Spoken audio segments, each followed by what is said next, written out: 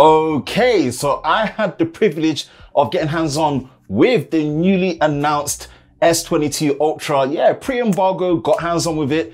And I've got some thoughts to share on it, man, because it's a beast, it's a good, but is it really an S series? Because let me tell you this, it pretty much looks like the Note 21 Ultra that we should have got last year in August 2021 has pretty much crept its way into 2022 with all the benefits. But yeah, let me give you my thoughts after my quick first look and hands-on with the S22 Ultra.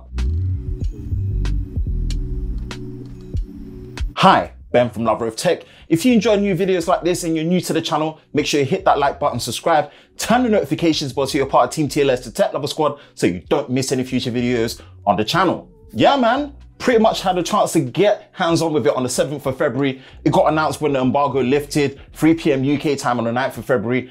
And yeah, pretty much sharing my thoughts on it. Lots were discussed and announced at the Unpacked. But yeah, this S22 Ultra, we've seen all the leaks and the rumors. We're gonna break it down and talk about it. It's gonna be casual. We're gonna have a conversation and pretty much break it down. Let's start with the design and the build quality. This is every bit designed like a Note series from before.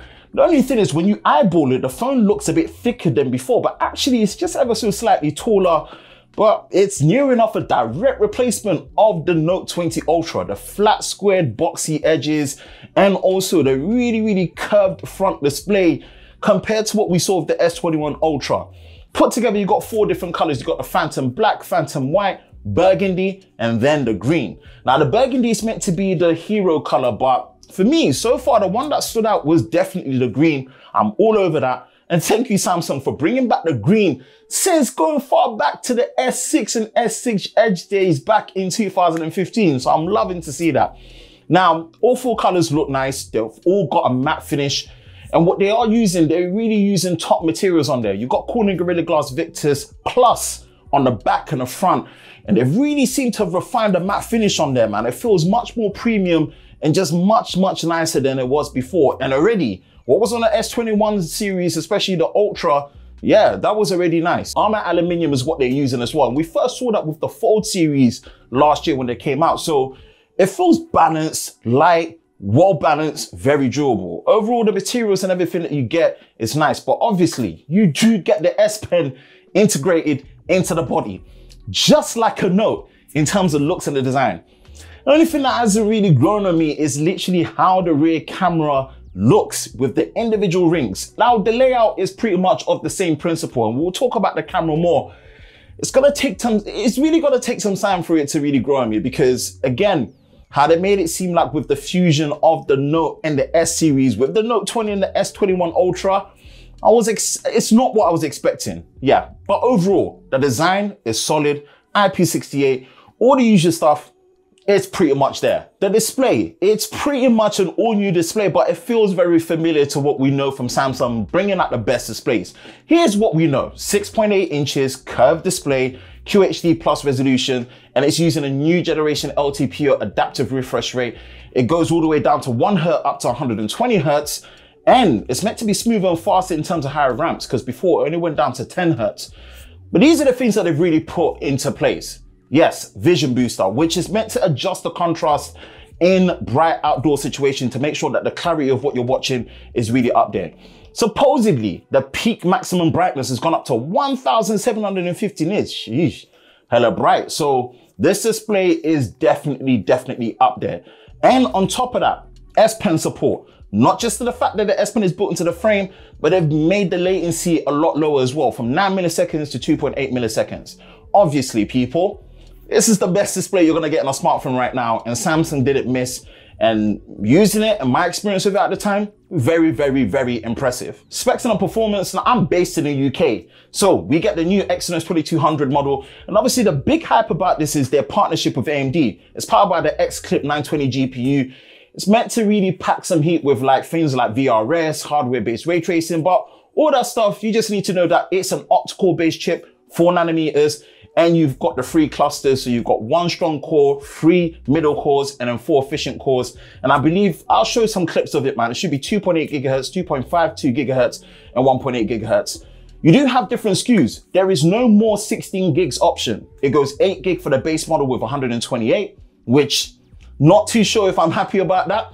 Then the rest of the SKUs all have 12 gigabytes all the way up to a colossal 1 terabyte of storage. Because again, a micro SD card is gone if you're comparing it as a direct replacement to the Note 20 Ultra. So just bear that in mind. Specs wise, man, I'll test it and see what's up. But overall, it's a beast. There's nothing more to really say about that.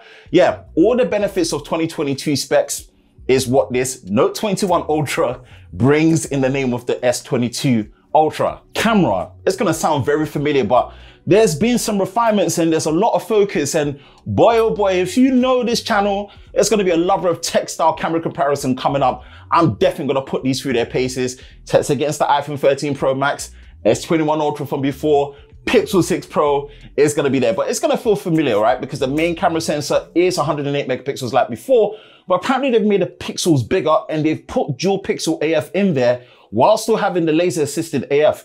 Then you've got the 12 megapixel ultra wide, which gives you the 120-degree field of view. Then the 2 zooms, 10 megapixels each, one at 3x, one at 10x, both with OIS with the main sensor. And obviously you can go all the way up to 100x, but again, really something that you should be avoiding and whatnot. And obviously you still got the macro mode on the ultra wide. And then you've got the 40 megapixel selfie that bends down to 10 megapixels, and you've got the option for high resolution as well. Main thing that they're really focusing on is nighttime improvements, not just for capture, but also for video. That I'm definitely interested in testing out because I really value good video on my smartphones. Things like, portrait mode has made improvements to pets, people. Apparently the edge detection improvements have been solid, and so far, especially with the selfies I've taken, I'm inclined to believe them.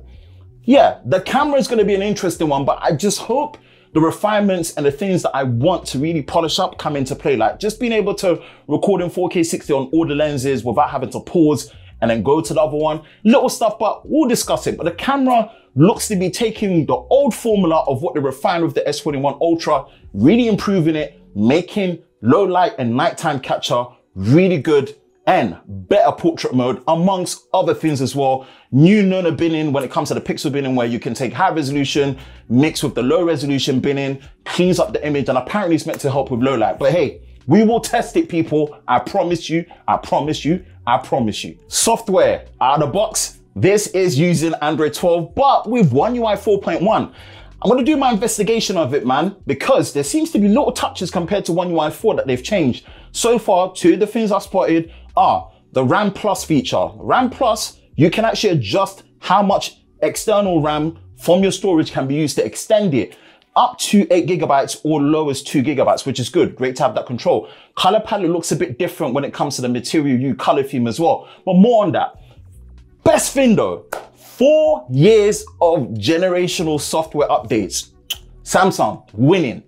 4 years, 4 generations. So what that basically means is your S22 Ultra will be running Android 16 at the end of its life. That's crazy, man. So yeah, software looks really sharp. It looks like it's doing what it needs to do. But yeah, the biggest part is the fact that at the end of Unpacked, like near the end, like at 1 hour, 1 minute, yeah, they announced that, man. So Samsung, I'm interested, and this is a good look. And of course, all the features that you know with having a Bluetooth supported S Pen are there. So we're gonna do a tips and tricks videos and really dive into that. But yeah, everything you know from the S Pen, including better handwriting to text recognition and conversion, as well as the lower latency, yeah, it really helps with the software. Battery life experience, and boy, this is the one that I'm so happy about, but a little bit salty in certain ways. Here it is. With an S Pen in there, they've still been able to maintain a large 5,000 milliamp hour battery. That is impressive whichever way you see it.